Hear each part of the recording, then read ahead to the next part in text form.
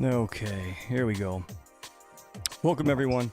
Welcome to the first Saturday edition of Black and White. I'm Kevin Cunningham.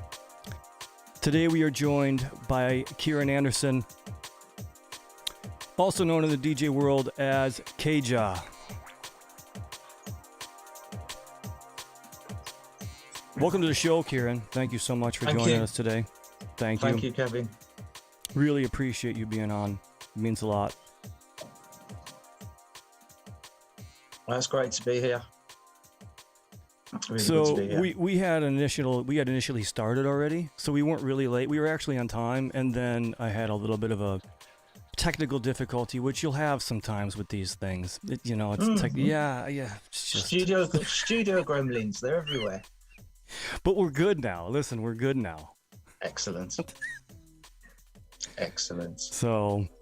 Get rid of them studio gremlins, get rid of them. Man, sometimes too, like the funny thing is, like, your studio can be set up the same way, like all the time, and you go in and you turn the stuff on, you're like, wait a minute, like, it was working yesterday, something's not on, like. Yeah, it's those gremlins, mate. As soon as you go to bed, close the door, they come out, start playing, start dancing around, dancing over your keyboard, messing around with dials and that kind of stuff. Yeah, and depending you never catch them though. As soon as you open the door, they disappear like mice. And depending on what condition you were in when you left, either tired or whatever, you're like, man, what was I doing in there last night, man? So what you're hearing in the background is one of K JAH's new bits out on Natty Dub. This is life support with Vital. Great tune. Yeah. Such a good tune. Came out yesterday. Yeah, such a good tune. Exclusively to Juno, and then on general release Spotify and Beatport and iTunes in 6 days' time. Awesome. You appear pretty regularly on Natty Dub, and K JAH also does his own label, South Central Recordings. If you're not familiar, get familiar. Great stuff. And I think I know we had talked briefly, you had mentioned recently that you're going to start introducing, because prior to now, it's been your releases only, solely you, and then you're going to reach out, maybe get some other artists to appear on the label. Yeah, it just started as a little side project for myself, just to put things out that just different things. Then it kind of evolved into bespoke vocal tunes. So I've usually done 2 tunes per release, and the main side has been in a bespoke vocal tune, all kind of different styles as well, and then the other side would just be some sort of roller. But I want to broaden it out this year. I want to get more people involved, vocalists and producers as well. So, and even different things, like I think I'm going to put out a tune by Mr. X, who's an MC in England, but he started producing as well. He's done a tune with me and him. I've done a tune with Fearless, so I think that's going to go on the A side, and then put the tune that Mr. X has produced on the B side as well was something that I've done as well. So it's nice because there's a lot of MCs now who are actually making music and producing. It only used to be kind of Rhyme Time. Back in the day, do you remember him? Yeah. Oh yeah. And Margaman, really, that was it. But all of a sudden now, there's a lot of MCs who are making tunes. There's a couple of producers who are singing now, like AC13. I don't know if you caught his thing that he's singing on. So it's a lot of people are being more multi-talented. I'm never going to sing. You don't want to hear me sing. Well, with the technology out now, you might be surprised, man. You can make yourself sound like a songbird. Auto-tune. Yeah, you can auto-tune it. They'll never know. Yeah, they'll never know. Yeah. So, as long as you've been around and as long as you've been active, what was your initial, what was your initial introduction into, I guess, electronic music? And then was initially, jungle and drum and bass, or did it start out, early rave music and then, kind of evolve into jungle and drum and bass? And then how did that turn into, progression into DJing, and then into producing music? Well, the path goes listening to when I was younger, when I was probably between the ages of 6 and 10, 6 and 11. The music that interested me that came on the radio would be sort of the dancier side of pop music or soul stuff or hip hop stuff. So, if we used to listen to the radio, the tunes that would stand out would be things like De La Soul and Technotronic and Rosala and Inner City and Public Enemy and Tribe Called Quest and things like that. So I've always been about that kind of music. And then this is just a progression from listening to like kind of early house music, which becomes early hardcore rave music. Then you get deep into the rave scene, sort of XR recordings, Reinforced Records, Tech Nine, Manix, Wax Doctor, all those kind of people, Ratty, Top Buzz.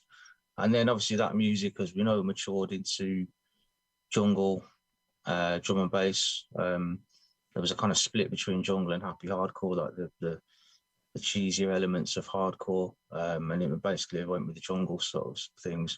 And if you're a junglist for life, you're a junglist for life. So you just go through all the stages of jungle, drum and bass, right up until 2021, whereas jungle is massive again. Yeah, crazy. It's never been away, but it does wax and wane a little bit, and now it's massive. Drum and bass is as big as it's ever been. Yeah. Yeah, and I never thought, being in the States, we have a completely different experience with jungle and drum and bass. Obviously the roots aren't here, so it's not burned into our culture like that.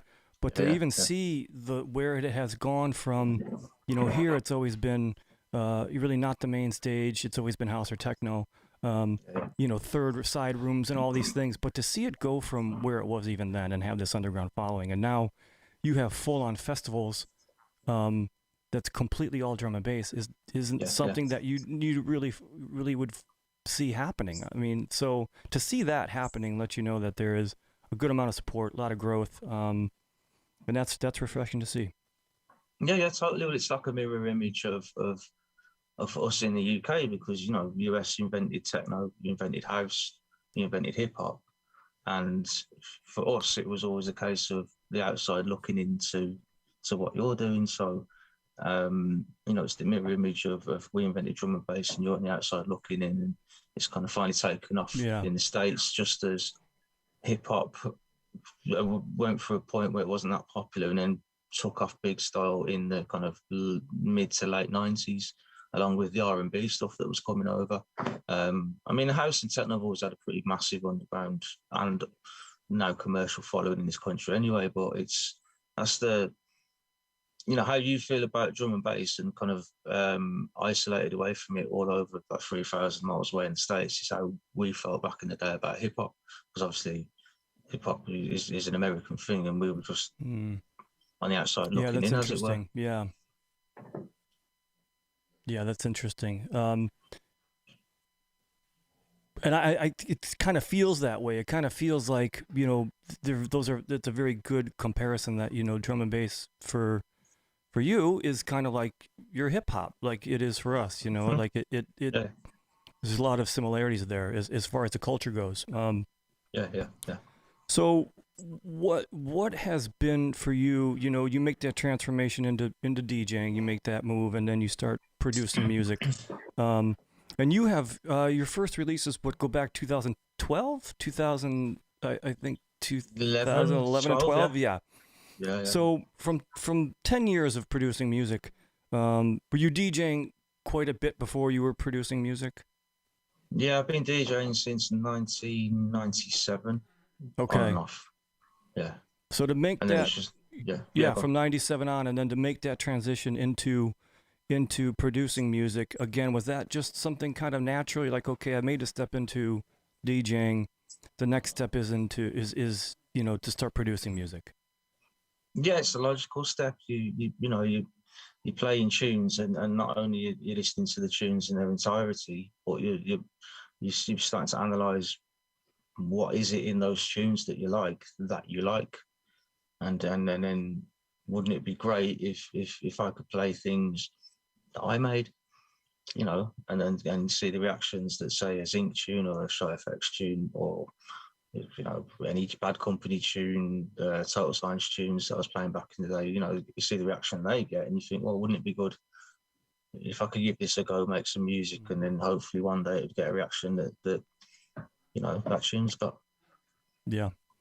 Yeah, I think a lot of guys make that. That seems to be like the logical progression from the DJing to, to producing. But I know some guys do, bypass the whole DJing side of things, and they just start making music, and then they do the DJ thing afterwards. Because sometimes they blow up as a producer, and then they want they want these DJ gigs, and they don't know how to DJ, so they're like, well, I need to learn how to DJ. So sometimes it's reversed, but yeah, I think it's easier to be a producer and learn how to DJ than it is to be a DJ and then learn how to be a producer.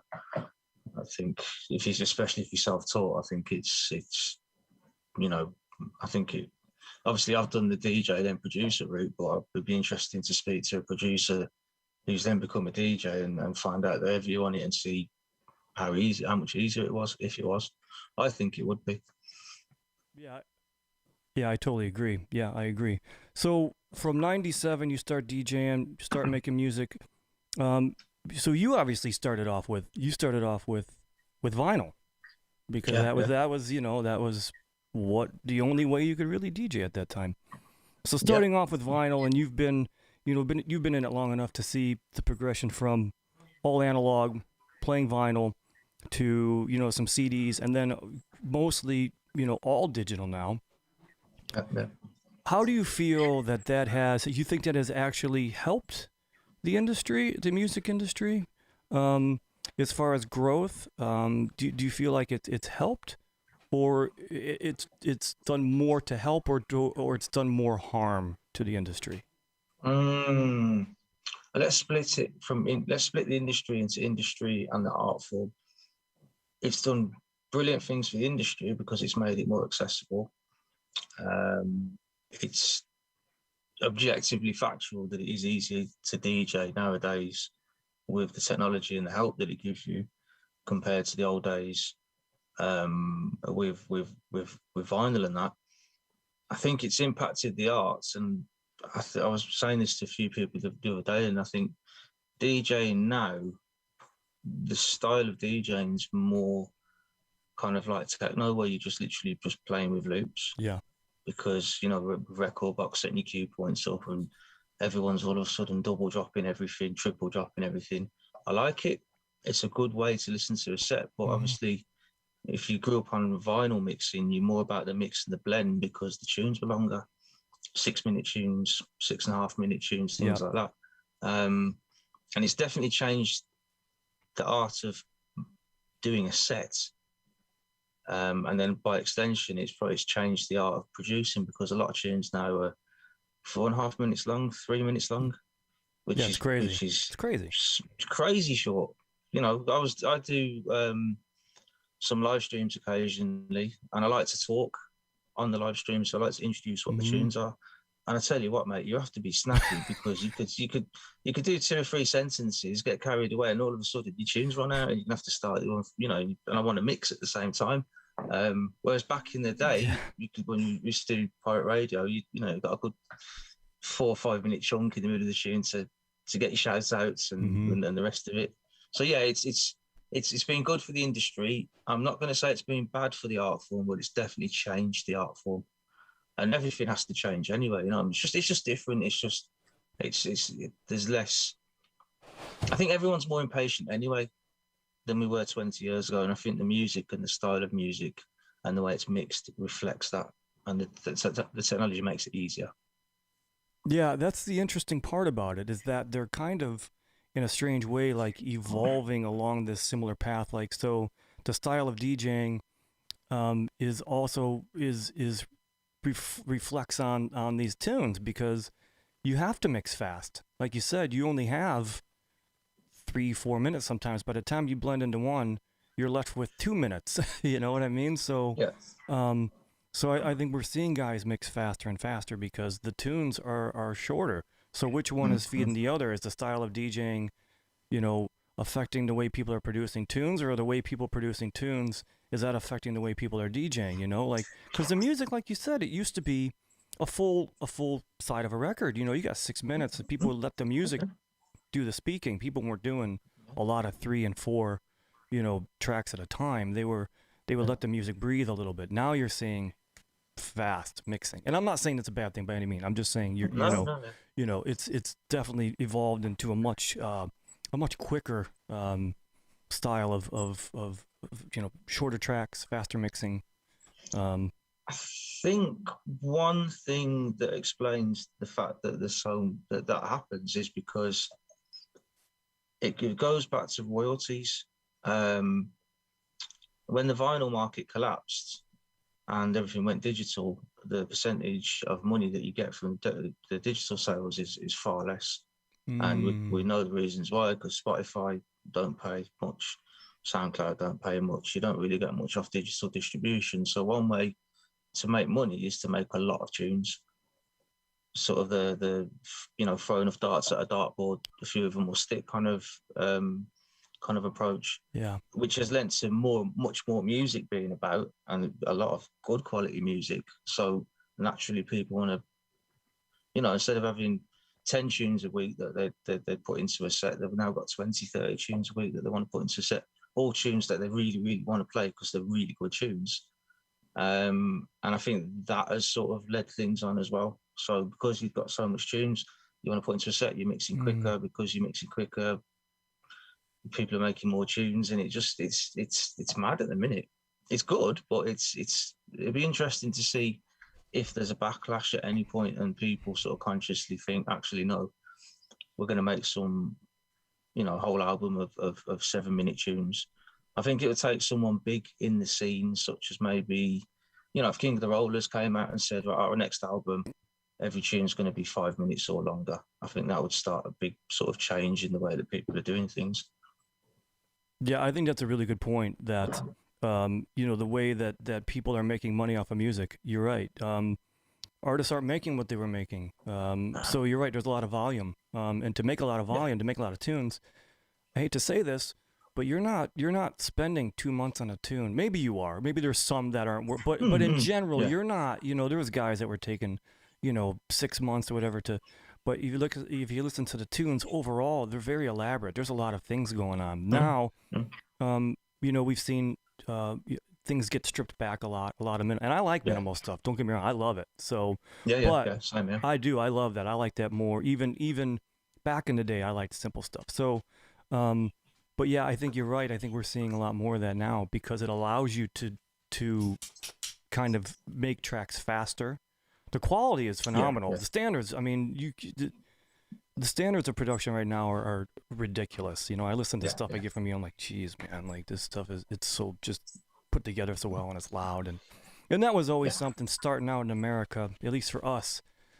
That was always one of the big hurdles. Not just the arrangement of the tunes and the sounds, was we were at such a high disadvantage that we were so disconnected, and we didn't have the resources like we have now as far as going online and finding out how to get this sound or that sound. It was like you had to figure it out.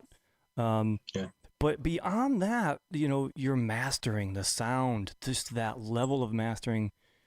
You were light years ahead of us, and that was just this thing that we had to try to catch up, and it was a really difficult a thing to do.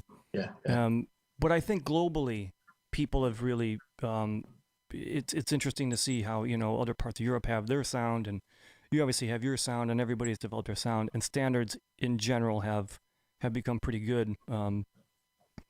So was that for you growing up, and being involved with being surrounded by so many people? You're in the middle of like the mecca of drum and bass, if you want to call it that. Was there was there this sense of like unity? Was there this sense of you guys all knew that this was going to blow up, and this was like such a movement and such a big sound that was going to be such a part of your culture? Did you did you kind of foresee that happening? Did you know it would get to this level? not in not not in the 90s. Not in the It was 90s. still Yeah. it was still underground music that would get fleeting recognition from kind of like we have Radio One in this country, which is like national music radio. I think that's a good barometer. If your genre of music's regularly been played on Radio One, I think you can safely say that it's at some stage it's going to blow up. No, in the 90s up till about probably mid 2000s, early 2000s, it was still a very relatively underground scene. I think in my view, the thing that brought it into the mainstream and made it cross over completely is from just that clangy music to an art form, as it were, was Ronnie Size represent. And I think he showed people outside the drum and bass actually this music could be taken seriously. And then once you start getting mainstream recognition, and it just fizzes off and pops off in all kinds of directions. People have got they know they've got a platform, then they've got a bigger platform to hit different people. So obviously they're going to make different styles of music just because they want to. And then you just see it just blowing up and blowing up and blowing up. And you see it now, it's being used in films, it's being used in adverts. Oh, yeah. Yep. Yeah. So do you, so as far as, since you started producing and having releases out, have you, what would you say has been for you, I know what mine have been. So I think we all have the things for us that have been the hardest to hurdle to kind of get over. What has been the hardest thing for you to get your music out there on labels and to be heard? Has that been difficult for you? At times it has, yeah. I think it's consistency, and I've never had the consistency to enable me to probably give up working and do music full time. Mm-hmm. It's finding that consistency and making sure you're consistent when things in your life happen that kind of just knock you sideways or something. You still got to be there. You still got to be consistent. Yeah, I think that's the main thing. It's finding that consistency and adapting. Because obviously the scene's changed so much over the years, and now social media is a big thing. It's being able to be consistent and yet adaptable, I think, which is what I need to be better at. And that's a daily conversation I have with myself. How can I be more consistent? How can I be adaptable, but still not not sell out, but still be true to why I got into this music in the first place? Because that can be a very difficult, aside from making the music, which is already can be, it's difficult to get it to a level where you can actually send it to somebody and have it released. The standards that it has to be at is a high level at this point. You pretty much have to know how to master your own music now, aside from, arrangement and just putting it together. It has to sound right, because some guys aren't even using a mastering guy. They're expecting you to hand them something ready to go. So that can be a huge challenge. But I found that getting people to listen can be another huge challenge. There's so much music out there, so much good music, and everyone's just so busy. Yeah, a lot of that too. Yeah, everyone's just so mega busy. I've got 5 tracks that I've sent to one label, and I'm just sitting there, just waiting for them to get back to me and sort of gently, sort of prodding them. But you don't want to be, you want to kind of remind people, but you don't want to be in their faces and pushy about things. You know what I mean? It's a delicate balance, I think. Oh, it is for sure, because as much as because you're eager, you're like, I want to. You're eager. You want them to, and you don't want to be pushy, like you said. But you're right. People are busy. So to be patient in that situation can be extremely difficult.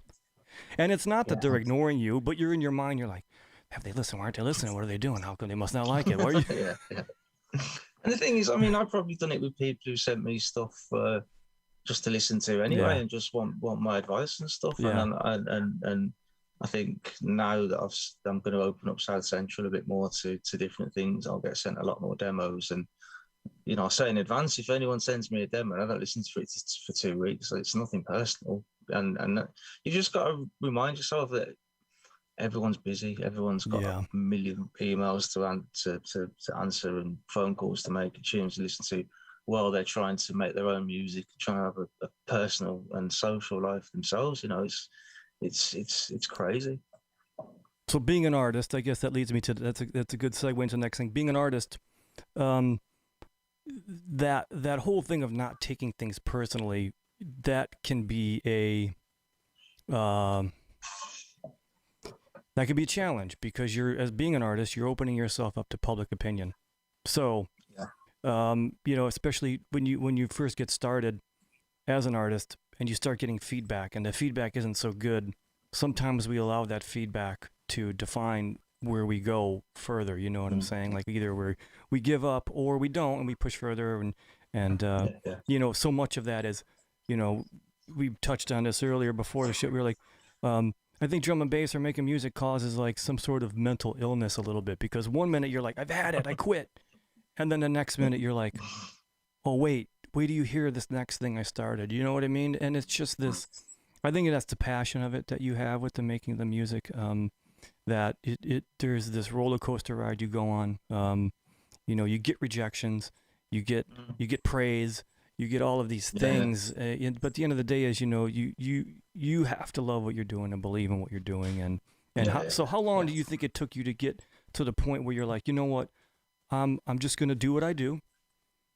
I'm not gonna pay attention to any of this feedback because now with social media, it's an open door for people to give you feedback. So how Mm. much of that do you take to heart, and does it still bother you? Does it affect you in moving forward in how you make music? I think bits of it do and bits of it don't. I mean, no one's a bigger critic, and you'll probably say this, and you know, if you had Dillinger on here, he'd probably say the same thing. No one's a bigger critic than yourself, and it's it's trying to keep you always just make yourself happy with what you're doing and what you're putting out. And sometimes if you're not hitting the heights that you think you're capable of, or you're not sort of progressing in a way that you think you should be, from whether it's learning new techniques or getting a particular sound or things like that. I think it's when you go on social media, you see what other people are doing, you just compare yourself to them, and sometimes you don't. It's bad for you because you think, I'm doing something wrong with my production, or Mm-hmm. I'm doing something wrong with something else, etc., etc. And that's the unhealthy part. And you shouldn't compare yourself to other people, but I think it's human nature Yeah. to you know to listen to something and think, how the hell did they come up with that sound? Mm-hmm. And I could be sitting in front of my computer for 10 days solid. I wouldn't be able to come up with anything half as good as that. And it's half admiration for what they're doing. Don't get me wrong, it's complete admiration, and it's half kind of beating yourself up because you're struggling to reach those comparisons and just to master things, you know what I mean? And not actual mastering, but mastering techniques and Right. mastering things, you know, sounds and things like that. And I think that's the unhealthy part of social media. Just trying to be better than what you did previous session. Make your next tune better than your previous tune, but then sometimes you get stuck into a rut of just making tunes because, as we talked about before, it's volume of music now. So you think, well, you know, I've got an hour or 2 hours. Do I spend this hour or 2 hours learning something new, or do I could quickly write a tune because then I've got another tune for the box? You know, and Yeah. then you get into like a catch-22 Mm-hmm. situation there. Yeah. Yeah. I think a lot of guys, it's especially first starting out and making music or DJing or anything like that. You're at this point where you're a little more concerned about what people are feeling about what you're doing because you want to be accepted. You want, people to take your tunes or book you and all these things. And then you get to a point where you're like, you know what? Like you said, I think the most important thing is I have to be me. Doesn't matter if anybody likes it. I Yeah, have to yeah, be yeah. me because the moment that I start being concerned about what they say, either good or bad, and allowing that to affect what I do, then it's no longer genuinely me. Now Yeah, me yeah, is a reflection of how I allow everything to affect me, but yeah, that yeah, can take some time, yeah, um, yeah.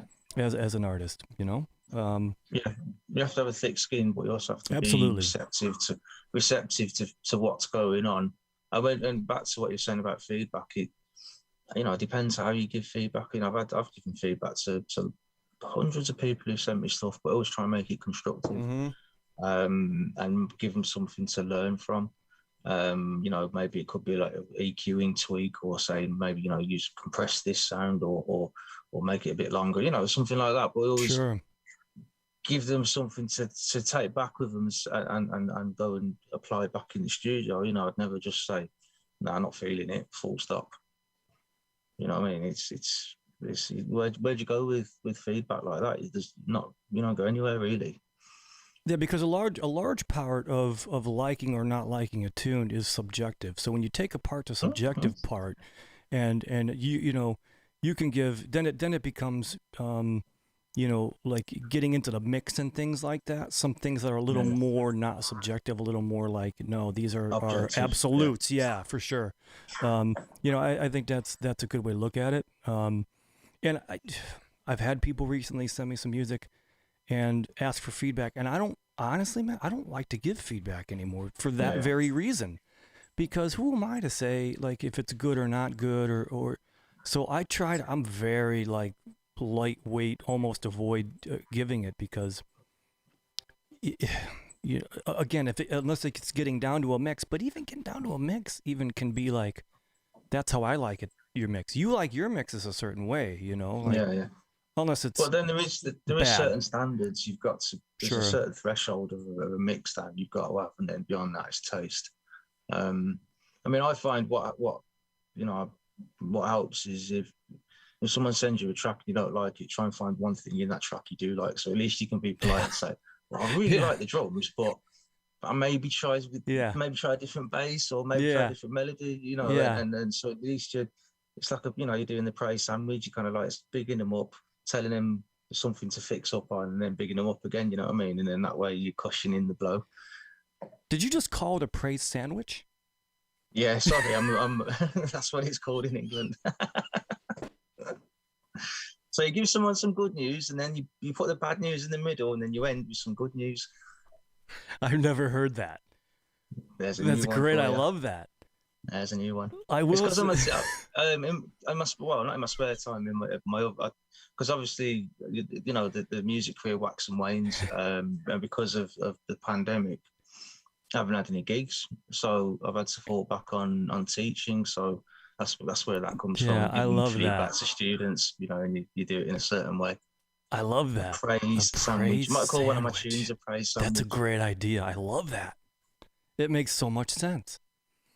Yeah. I've become much more hip to. I haven't heard that one, but I've become much more hip to UK terminology a little bit.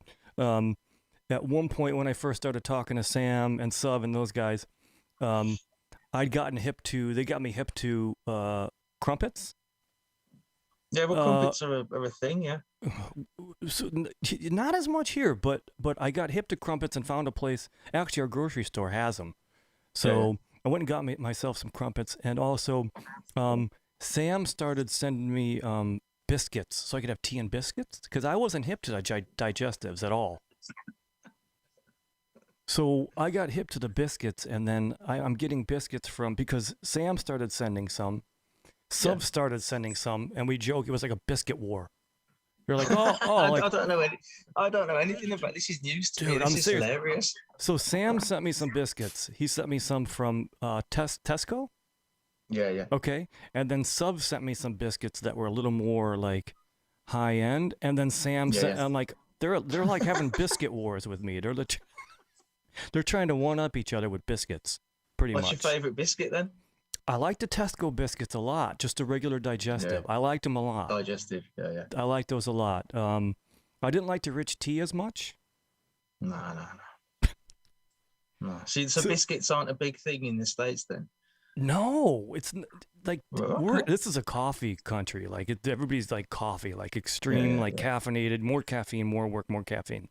So it's yeah, yeah, about coffee. Not that tea's not caffeinated, but they're always looking for yeah, ways yeah, to like inject more caffeine into people through coffee, which yeah, means they want you to work more, yeah, yeah, yeah. So, And of um, course, the more caffeine you've got in you, the less hungry you are. yeah, yeah. You know. So, um, I'd gotten hip to biscuits and crumpets, and for a while, like I was eating them like crazy. And I did find Yeah, they also the same grocery store also has digestives. yeah, yeah. So they stopped sending me biscuits, so I have to get them on my own now. That war is over. So I'm always, man, I always try to start it back up again and like, hey, Sub, Sam sent me some biscuits. So maybe he'll just start sending me some again. I'll send you some, and then I'll just hit him up about. By the way, lads, I've sent Kevin some biscuits, yeah, and these are the biscuits that I've sent. You might want to Sam, think like, about upping your games. K JAH sent you some biscuits. That's a great English accent. Yeah. I love it when Americans do an English Listen, accent. It's hilarious. Sam, when I I go love it. back, oh, it drives him mad. Like when I do it, he's like, "You sound like Dick Van. You sound terrible." Yeah, you all do. You whenever you do it, you all sound like Dick Van Dyke. Australian. I don't know how to do it. Yeah, yeah, yeah. So then I'll imitate him, and then he imitates me imitating him. And by the time it goes through like 3 conversions, it sounds like some like old lady. It doesn't sound anything like where it started. Brilliant. So outside of your DJ life and everything you have going, Yeah. producing music, what do you do outside of DJing? Interests. Well, interests. I just pretty much music, really. The older I get, the more I find I enjoy a good walk. As sad as it sounds, you know what I mean. Say good walk. Uh, Good yeah, a walk. good walk, Oh, good for a you. nice, a nice stroll, especially when it's nice, like nice weather like this. Go and find a park and just have a stroll around the park, taking it in. Um, I mean, the main thing is I've been working loads since this pandemic started because obviously didn't have any income in, and that takes up most of my time. Um, just play video games and watch football and just do boring things like that. Really, Well, that's not all boring, really, man. Going for a walk. It's good. taking the Do some nature and bird watching. bird watching. Going to see there's a nature centre by us, so you can go down there as well. We've got some mad things in there. Um, but yeah, I think I've become more boring the older I get. I want to start playing football again, but I'm worried I might break something. Yeah. Yeah, the older you get, that definitely becomes more of a probability. Yeah, yeah, And yeah. by injury, it means like getting lightly tapped. Because you can Mm, wake up and be like, oh, I didn't even get hit, but I'm just in pain. You just wake up with mm, aches and pains that you don't even know where they're yeah, coming yeah. from. Yeah, when you were little, you'd have a kick around the park for a few hours, and then you'd go and do it again the day after, and then the day after. If I went and had a kick around the park for a few hours, I'd be broken the next day. I'd have to do all kinds of limbering up and stretching down and all the rest of it. All right, so UK cuisine over there is obviously quite different than here in the States. And I talk to Sam about it all the time, and he always wants to tell me how much better your cuisine is. So, what is your favorite thing to eat? What's your favorite food? Chinese food. Did you say Chinese food? Yes. Are you being serious? No, being serious, I love Really? Chinese food. Yeah, yeah, yeah. Love Chinese food. Hmm, that's interesting. English. I find English food pretty boring, to be honest. Yeah, we do a good breakfast, like a full English breakfast and that. Yeah. But roast dinners and things like that, they're dry and they're boring. You know what I mean? It's not much fun. But yeah, I love Chinese food. Listen, this is proof Love the that sauces, love everything they do. I love And Chinese food. Middle Eastern food as well, like falafels and hummus and all those types of things. And I was actually surprised to hear that you have a lot of Middle Eastern in the UK, correct? As far foods and things like that. Yeah, yeah. I mean, in where I live, because I live in Birmingham, in the UK. I mean, my particular, it's a very multicultural area, and for the tourist purposes, it's known as the Balti Triangle.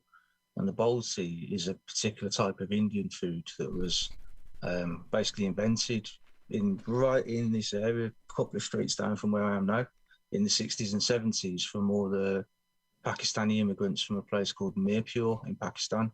And so the Balti Triangle is where all the best restaurants are, and it's like a tourist attraction sort of thing. And then over the past 10 years, we've had a lot of Iraqi and Iranian, and especially now with the Syrian civil war, we've had a lot of Syrian immigrants, and they just bring this just delicate, just really delicate flavors, and just mad little shortbreads and mad little spinach cakes and just things like that. Just sort That of, sounds you know, good. there's a Lebanese place down the road, and the flatbreads are amazing. Saxon was in the Facebook chat. He said big up, but I think that was a while back. I think I missed it. Anyway, if he's still in there, what's up, Saxon, Saxon? Garp, respect. One of the nicest blokes in drum and bass. Saxon, Great guy. Love him. great producer as Love well. him. Always, every single set that I play, there's at least one or two Saxon tunes in. I will least. say this, man. Like, and I get it how people form cliques. You know, you surround yourself with good people doing good things, but like everybody like in the Natty Dub circle, like everybody has been some of the nicest guys that I've met. Like just good people outside of the music, you know. And I think that's one of the nice things about the music is that it has brought me, and I'm sure you, um, it's brought you to meet some great people, Yeah, totally. friends for life, you know. Yeah, totally. Um, and you know, it's I can't wait to go and see them all because of the pandemic. Yeah. You know, I'm linking up tomorrow with Keller, DJ Keller, and Cheshire Cat because we're going to do a radio show, and it's been a fair while since I've seen them. Mm-hmm. You know, I can't wait to go down to Bristol and see everyone in Bristol that I haven't seen for a couple of years, and Manchester and you know, London and places like that. And it's, you know, it's it's just because the scene's always been frowned upon, so you kind of get this sort of defensive mentality and you stick together. And if you know, I find with drum and bass, if you're friends with someone for 2 years, then you're pretty much going to be friends with them for life. You know what I mean? So are you starting to see our booking? Are you starting to see things come back around a little bit? Like are events and some things out your way? Well, there's a lot of. I mean, the events have come back on, but they're all socially distanced. Yeah. In fact, yesterday they had the first test event where there was no social distancing. They had a big house event in a warehouse in Liverpool, and that went off. And I think what they're saying now is they're just going to do swab tests on the doors, 15-minute tests, or if you turn up and prove that you've had a PCR test, and then they'll let you in. Because they've managed, the one thing they've managed to do well, the government, the one thing they've managed to do well is get the vaccines rolled out. So I think about 60% of the people of the population have had at least one jab, and I think there's about 20% have had two jabs. So fingers crossed, because the vaccination programs were starting to open up a lot of things over here. So maybe we'll be like New Zealand has been, which has just been, I think, if you're a junglist from America, if you're a junglist from Sweden, Germany, South Africa, South Korea, no matter where you're from, I think everyone's been very jealous of New Zealand. And you know what? Fair play to New Zealand, because they've got a government who have managed this pandemic splendidly. You know, they're the gold standard for how everyone should have managed it, especially because, you know, they're an island, but we're an island. We've got a natural advantage, and yet they've used their natural advantage and sorted their borders out, and we haven't. So things are slowly getting back to normal, definitely. Well, that's good. I think everybody, especially in the entertainment industry, you know, how much it's heavily impacted everybody, you know, you for sure, obviously, but the people that also, you know, there's a lot of people that is their sole source of income, you know, that's, they don't have anything else, you know, it's really been a challenge. So Well, it's all the backstage people, the rigging crews, the yeah. PA hire crews, even just like distribution companies that Hmm. specialize in getting concert tours around, and logistical companies. You know, it's the music industry isn't just the DJs and MCs and the sound men. Right. It's there's so many people involved that have all just taken a massive hit. And I've seen some of my friends, you know, really struggle the past 12 months.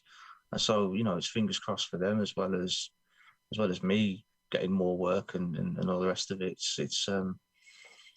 Yeah, it's one of the, you know, it's a as precarious as casual as it is quite a stable industry for, you know, if you get into it when you're, even as like a rigger or something, if you get into it when you're in your 20s, you probably get 40 years guaranteed work out of it. And all of a sudden people have just had their livelihoods just stopped like that. But you also had a moment where the government had kind of just was like, well, too bad for the club industry. Like, you know, it just was just really just about to let it just all go under, correct? I mean, you Yeah, had very little yeah, support, which was yeah. shocking to me because of how much revenue that business, the music and the clubs and all of that brings into, uh, um, you know, the economy, that it was just, Yeah. you know, and I know I saw a lot of frustration, you know, and rightfully so, you know, from Yeah, people yeah, involved. And like you said, it's not just the DJs, but there's a long line of who that affects, you know, like club owners and people that work at the bars and the clubs, and just to kind of throw your hands up and yeah. say, well, good luck. I can imagine that would be frustrating. Well, yeah, I mean, for such a small island, with one of our main exports is music. Hmm. When you think about it, you know, you look at you know, people like Stone Roses, Rolling Stones, Oasis, Blur. You know, it's not my sort of music. You know, I don't like it at all. But that's the other side of this massive £5 billion industry. You know, we're the UK, for a small island, we do have a lot of soft power. We did when it came to music, and it was astonishing that the government didn't do more to help save, which was, you know, a £5 billion industry. You know, Yeah, well, it's always incredible to me, and it's funny you mentioned that for such a small island, that how much impact the UK has had on music globally for a long mm. time. Yeah. You know, and I'm an '80s kid, so you know, Depeche Modes and Mm. just giants. You know what I mean? Yeah, In the music industry, from such a small yeah, concentration of yeah. people, is mind blowing to me. So you But then know, it wouldn't have. Yeah, go on. Sorry. no, that's fine. It wouldn't have happened if it wasn't for the States, because all we've done is taken your music and repackaged it for, or just used our, used our influences, and then um, just come up with something different. You know what I mean? So you've got the Stone Roses being heavily influenced by the blues and Muddy Waters and John Lee Hooker and people like that, and then just sort of making blues music for people in England, but then sort of kind of morphed into kind of this kind of stadium rock stuff. So that's, you know, if it wasn't for music that originated in the States, you wouldn't have drum and bass and jungle for a start, because we wouldn't have had any hip hop loops to sample, or we wouldn't have been sampling funk music and things like that. So I think that's one thing we've got this knack of, whether it's a deliberate thing or a subconscious thing. We always take influences from the States and repackage them, rework them, remix them, and then we end up coming out with our own kind of spin on things that we can build and call a scene. So, well, we've got drum and bass now, which is a kind of not the best example. I think the best example would be something like grime or trap music, which is basically, drill music, which is basically our version of certain styles of hip hop that you've got going on in the States, especially kind of like the Dirty South style, which I think has a massive influence on trap. Yeah, I think there is some of that, but it's also interesting to me that how that evolution kind of happens. You know, Yeah. you know, you're saying that the UK will take American influence, or you know, take American music and do its thing. But then I think it also goes for full circle. I think then America will take what you have done with music and kind of do another spin on it, you know, or take, you know, you've taken it to another level, and then, you know, maybe Americans will take what you've done and kind of expand on that a little bit. So I think it's funny how they work off of each other a little bit, you know. Yeah, yeah, totally. I mean, Timbaland's on record as saying that he's influenced by drum and bass production techniques, and there was a couple of other people who said they were quite heavily influenced by drum and bass. Although they didn't make it, they were influenced by the techniques that they incorporated back into their stuff. I know Timbaland was one of them. There's a couple of other producers as well. Well, I think there, you know, and I'm not trying to be, you know, like, I think whenever I talk about production standards in drum and bass, I'm careful because I don't want to sound like elitist, but the production standards in drum and bass for a long time, as far as the mixes and the mastering, were hands down, in my mind, some of the best you're ever going to hear in any style of music. Yeah, yeah. Because of what needs to happen. What needs to happen in drum and bass music is like covering it's such a challenge. It's such a challenge to get it right from the low end to snares cutting through to all of these things happening. If you could just, that's why you saw a lot of the guys that were good at making drum and bass move on to doing some other things, because it was almost like you cut your teeth on that. It's like, well, I can kind of do anything. I don't mean that in a elitist sort of way, but it does have a standard that's extremely high. Yeah, especially in terms of mastering and the actual sonics and the getting the most out of the equipment and making it sonically viable and impressive as you can. There's no style of music that is worried about the sonics as much as drum and bass. You know, it's all about the vibe. Hip hop, it's a vibe. It's all about the vibe. Techno and house, there's a fine line between the vibe and getting the dynamics correct. Drum and bass, yeah, you can have a tune that's got a vibe and it's catchy, but if your snare's not hitting right, if your bass isn't compressed right and isn't loud enough, you know, your hi-hats aren't reined in, everything, there's thresholds of which you have to get a minimum standard of a mix down, and the standards got so high. I mean, me and you could make tunes now without really thinking about it that would be good enough to play up against 90s and 2000s drum and bass. You see all the stuff that from the mid 90s, even stuff that was made in 2006 is now being remastered because the quality has got so much better in the past 10 years.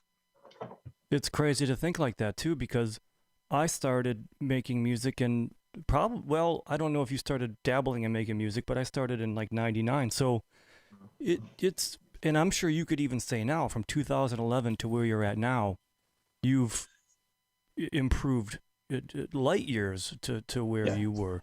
So that never really ends, you know. It's not like you get to a point where you're like, okay, I'm good. It seems like that is always, that bar is always being raised, you know. So if you look at the tip of the iceberg where you're at now, like just a little bit above the water, you're talking 10 years to get to where you can make a track that sounds the way it does now. That doesn't come in a year or 2 years. That takes a lot of time. A lot of time. Yeah, it does. So I guess it's always been like that. It's for everyone. So another thing I wanted to ask you, aside from all that, we went off on a little tangent, which is good. I like that. And you already got one in your hand, and I'm not going to say it's bad. Okay. Bad habits. This was my main one, smoking tobacco. Is that tobacco? It's probably my main one. Yeah. No, yeah, this is a tobacco vape. Yeah. Because I'm trying to get cut out the cigarettes.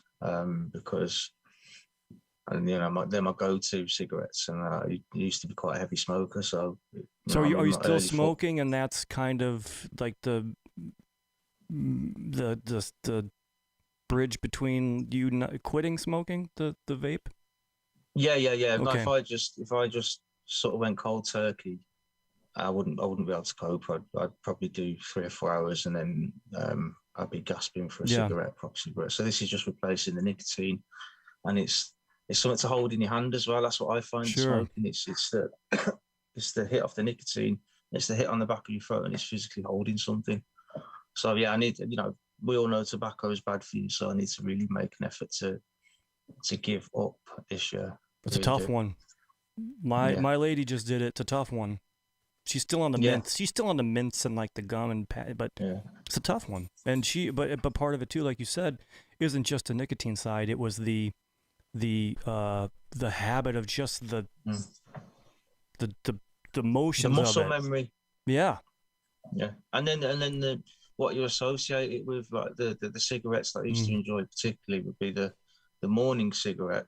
And then after a hot meal, so after like the evening meal, you have a big fat spag bol or spaghetti bolognese or something. And then that cigarette was always one of the best. And then so yesterday and the day before, because I've only been doing this for 3 days. So yesterday, that was a struggle not to have a physical cigarette after my food. I was just relying on this. So it's your third day. Yeah, it's my third day. Oh, I've good tried for to you, give up man. before and I wasn't successful. And my girlfriend's giving up at the same time, so we've both got vapes. So That's we've good. both got. We can Some moan at support each other if we're slipping, and we can give each other support as well. That's good, so man. Yeah. Nice. Yeah. So, people that don't know you and people that know you, what do you think is the most misinterpreted about you? I think people think I'm miserable because I don't smile that much. I think that's the main thing. And I don't know. I just must have this thing called, I just don't smile that much.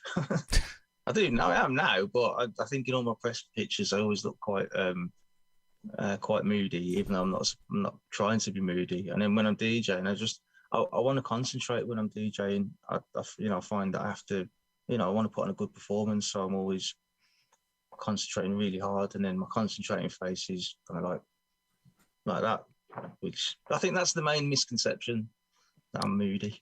I'm the same way, but you know what? You're K JAH, so you got to put on that, like when you're taking pictures, that drum and bass serious face. Mm-hmm. Maybe squint a little bit.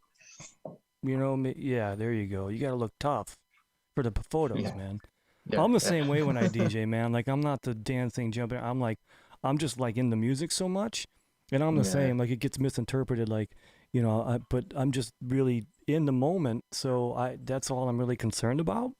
And it could get misinterpreted, and I don't smile a ton, and it's funny that people can think, oh, he's so quiet and he's never smiled, but most of the time it's further, couldn't be further from the truth, but. Yeah, totally. And I think, I mean, what you've got to remember is a lot of producers are quite introverted, spending a lot to be able to sit in a studio for 10 hours at a time. I think you've got to have kind of that personality, and then suddenly, go from sitting in a studio for 10 hours to going and DJing for a crowd of 600-700 to 1,000. You can't just switch on a personality unless you're a good actor. I'm terrible at it. You just summed me up too, the same, and I think that's a very similar trait amongst guys who make music. That it's hard to make. Sometimes you can, but it's hard to make because I'm introverted also. And you nailed it, man. Like, you're sitting in a room or behind a computer for hours on end, isolated, and you're making music, and then to go out in front of people and to turn that switch 180 it's not easy. Yeah. So you kind of stay in that mode. Yeah, right. Yeah. I used to use alcohol to try to loosen up. I don't drink. Well, I don't drink much. To be honest, the past few months I've started drinking, just having like 1 or 2 ciders occasionally. I had 2 ciders last night, and my God, I had a hangover this morning. That's how much of a lightweight I am. Yeah, I had 2 bottles of cider. Wow. And about them ones. Wow, man. And I felt rotten this morning. That's how much of a lightweight I am. That's how much I haven't got drunk since I was about 26. So that's 16 years ago. Wow. Yeah. Well, so I can't even use alcohol. Good for you. Good for you. You're not missing out, man. I made up for it. I drank for you for all the years. So I also have a kind of a serious question, more philosophical. Yeah. You being 40, 41? You're 41 now? 40, I'm 41. Yeah. 41? 41 years of life. What would you tell your 18-year-old self if you could go back?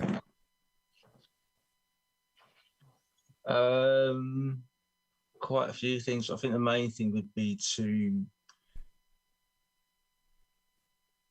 uh, probably just have a little more confidence to just go and say, you know what, I'm just going to push a little bit extra harder and just go for things a bit more and not sort of worry about the consequences. I think so. Have a bit more, not get up and go, but a bit more front. You know, I was talking about before about being introverted and then having a switch. And I think some people can do it. They almost play a character. Or, you know, if they are introverted, they can just put the switch on. And I think it would have been to kind of work out how to do that younger and then just let things just wash off me, I think, rather than occasionally taking things to heart or overthinking about what I'm doing and things like that, you know. No, it's good. That's good. I think, as we get older, we always have these things that I'm not saying regrets. I don't have any regrets, but, certain things you've learned along the way that you're like, well, I wish I kind of knew that earlier in life. You know what I mean? But not a regret necessarily. Just, things that you may, next time around take into consideration a little more. You know what I mean? But so, yeah. what's next? What's going on with you currently? What's coming up release wise? What do you got going on? Well, Friday, the LP Sampler Part 2 came out because I've got an LP forthcoming on Natty Dubs Recordings. And the sampler came out Friday. That's Live Support and Ominous, which are going down really, really well. Mm-hmm. Really, even when I played them out a couple of years ago, because the album was supposed to come out last year, but because of the pandemic, we put it back a year. So I've actually had a chance to play some of these tunes out to crowds, and Live Support and Ominous were always ones that got a good reaction. So that came out yesterday. Album's probably going to come out in about 6 to 7 weeks, I think. So that's the rest of the album. So we've done 2 samplers. So we've put 4 tunes of the album out already. Then I'm going to put the album out with another 8 tunes. I'm going to spin some remixes off for that as well. So I've got a few people lined up to do some remixes. And I've just been just working in the studio, just doing a few bits for people. I've done a remix for Dope Ammo. And he's got this big old school project that he's involved with. I can't really say more than that, but I've done an official remix for him of an old jungle tune. Yeah, nice. And then I'm just starting to do stuff for South Central, because obviously I've got my label South Central, and this comes back to consistency. You see, I've been sporadic with the releases. A couple here, one there, big break, and I need to be more consistent with that. But what I'm going to do is going to come back with a big EP, probably about 6 or 7 tracks, might even be an album of vocal-led tunes. Because obviously South Central's mostly vocal-led tunes. But the kind of theme that I've got for it is hip-hop, in that I want the MCs just to flex on the tunes how they want. But when I mean hip-hop, I mean the lyrical content can be what they want. You know what I mean? There could be literally, it doesn't have to be a ravers tune or a tune aimed at people on the dance floor. Things like Move Your Body and all that kind of stuff. It's if someone wants to rap about how hard life is in this country, we'll go with it. You know what I mean? I want it to be MC led and MC driven, and I want clever wordplay. I want people just vibing on that. And I think I'll use more hip hop productions. So I'm going to draw for a lot of horns and 808 basses, and just keep the tracks kind of minimal, and then I'll be able to spin some remixes. I'll be able to get someone to do a hip hop remix or someone to do a trap remix, and then eventually spin it into some multi-genre stuff. So I've started working on that already. I've got Cheshire Cat involved. I've got Natty D involved. I've got Traffic involved. There's a group from Bristol called Outlines who are proper hip hop, so they're going to do some stuff. and so I'm going to get a few other different producers on as well to just to broaden South Central out, because it was just a vehicle for my stuff, but I'm going to slightly change direction with it this year and get some remixes after that. So definitely get a KC remix of one of the tunes, 100%. Oh man, I would love to. I'd be Yeah, honored. man. Yeah, I mean, people don't know KC's remix one of my Natty Dub tunes called Heavy Hitter, and we were talking about that before we came on, and he's absolutely smashed the remix. The remix goes off differently. Well, I'm glad. It's I'm just mad how yeah. you've done it. It just keeps on building and building and building and building, and it's the vibe on it's insane, mate. Honestly, thank you for that. It was a No, big tune. thank you so much. I can't tell you how much, how honored I am to do that. I was to do that, like really. And I haven't. That's something I kind of keep. I've been keeping that real low key. That remix. I've been kind of keeping it, because I'm like I said, like when I get a remix, an opportunity like that for someone like you on a track like that, you know, you have this underlying pressure to just do it justice. I love that tune. So, but I also, I didn't want it to. I wanted to do enough to make it a remix, but I also didn't want to take away from it where you would be like, and obviously, Yeah. I did change it up quite a bit, but there's always that fine line Yeah, of keeping some of it, some of that flavor still there with a remix. But yeah, mm-hmm. and then again, it's not like I could never, it's never an aim to top a track like that because I just couldn't. So, but you want to do it justice, nevertheless. Yeah, it's all subjective though. I mean, when you do a remix, the intention is not to top the original, but Mm-hmm. sometimes that just happens. I mean, the best example of that is Optical to Shape the Future. Oh man, such a And great track. but no one even remembers the original, but everyone remembers the remix. And the Such a great remix is track. by far the better. Yeah, The so better. good. But Total Science Nasha. The It's not Baron even about remix. Total Science Nasha. It's about the Baron Oh remix. man, that remix is so good. Yeah, isn't it? So good. It's one of the best drum and bass tunes ever made. So good. So the Natty Dub sampler is it's a 2-track sampler. How many tracks are Yeah. on the album? 11. 11 tracks. Counting, 11 tracks, I mean yeah. total, counting the two that just so 11 total. Yeah. So basically, rather than drop 11 fresh tracks on people, we've got obviously the 2 samplers. Mm-hmm. So it's just if you've bought the samplers, then you've heard 40%, 35% of the album, and it's just a good way of just getting the things out there and just getting people used to what the album is, because it's a range of styles. There's a couple of kind of ravey tracks on there. There's a couple of kind of rolling jungle tracks on there. There's a couple of kind of 96 jungle jump up tunes, like almost zinc-esque sort of things. And yeah, there's a nice range of stuff, to be honest. What's great is that you can do that stuff now. You can do the old throwback vibes or the jungle. You can do all that stuff now, and it's widely accepted. You don't it's not like you have to fit into this one sort of sound for it to be accepted anymore. It's kind of like everything is being played and accepted now, that it leaves you such a it kind of leaves you wide open to kind of do whatever and doesn't restrict you as to what you can do on an album. Not that you would anyway, but it's nice to see that everything's kind of open back up. Yeah. It's kind of, each track is a kind of little nod of my head to a different era of drum and bass that inspired me.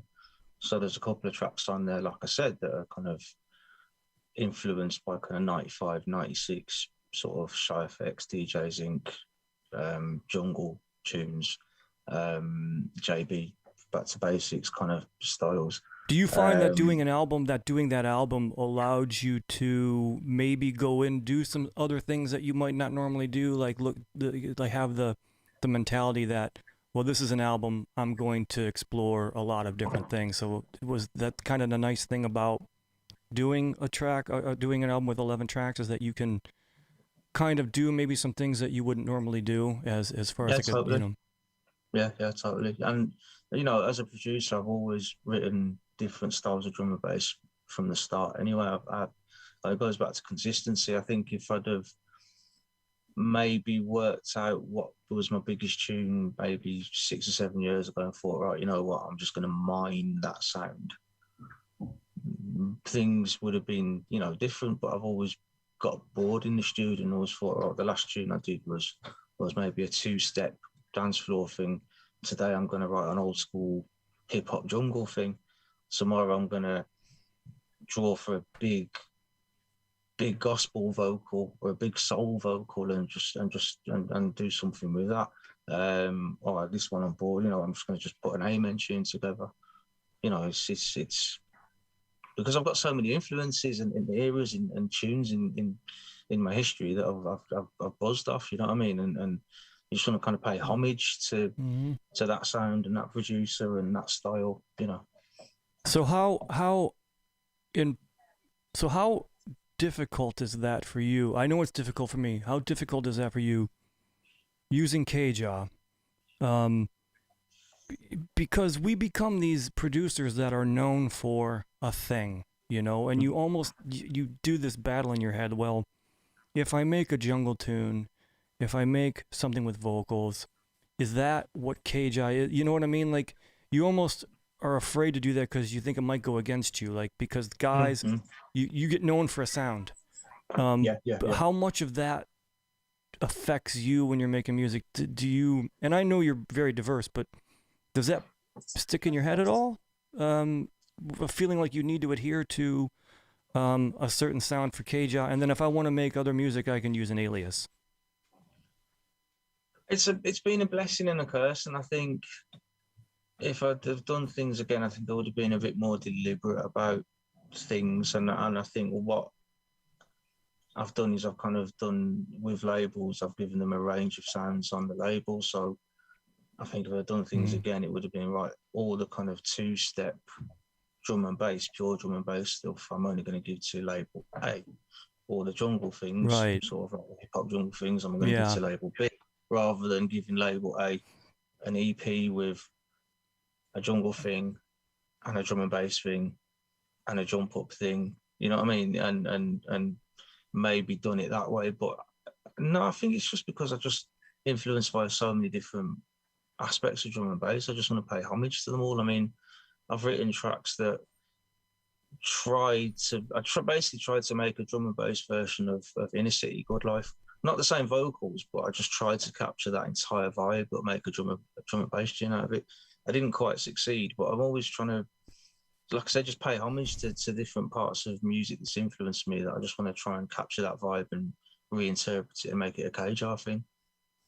I think that's a very difficult thing for an artist, especially when you have so many different influences and you like so much different music, to feel like that you have to have in your mind some sort of logical strategy to how you should move forward with decisions like that. You know what I mean? You don't want to have to make those decisions. You just want to make music, and to feel like, oh well, maybe I shouldn't make this because it doesn't fit under what I'm giving to them, or I'm doing here, I'm doing that, can be can be a difficult decision. So what are then it comes back to the adaptability. You've got to sort of change with the times.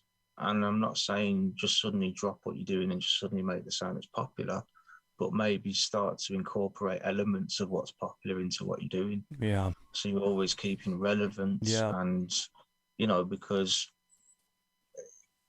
I mean, jungle's has got more popular. I mean, obviously, we know it never went away. It's got more popular, that kind of raw jungle sound we're all listening to in the 90s. But for a style, for a fair while, that was not very popular. So if someone was just constantly making that sound, it's a unique time capsule sound anyway. So you're not going to get much progression with new elements. But I think a while back, if you were just making that sound, you would have limited your audience, because it would have been a very kind of niche sound within drum and bass. Does that make sense? Yeah, that can also, that same state of mind can also, like you said, can also hurt you. So if you get known just for this one sound and you go to make other things, it might, that can also not work to your advantage because you're trying to expand, your horizons, whatever you want to say, but you want Yeah, to break off and do other things. It might not be accepted because people know you for this, like yeah, this is yeah, what yeah, you've yeah, done all the time. And then you try to do something else. You're like, wait a minute. He makes this. I don't like this because it's not what he normally yeah, makes. And so yeah, yeah, people can be fickle like that, but, yeah, yeah. But I think with yeah, that's again, it's a double-edged sword. But you've got, if you're known for one sort of style of drum and bass mm-hmm, for so long, and suddenly you branch out, it could either be the best thing for you mm-hmm, because people are like, oh wow, this is amazing, or like you said, it could be like, actually, I'm sorry, but I don't like this. I don't, where's their old back catalogue? I love all that. I don't really like what they're doing now. And there's certain producers that I feel like that about because I'm a producer. I'm a fan as well. You know what I mean? mm-hmm. And we all go through it. And I'm sure there's people who maybe just buzzed off. I don't know, for example, clap for that. And then when I made something like Jabberjaw, they were like, "What the hell is this? Why I want to hear clap for that again?" You know, Yeah, or right. maybe Totally. Yeah.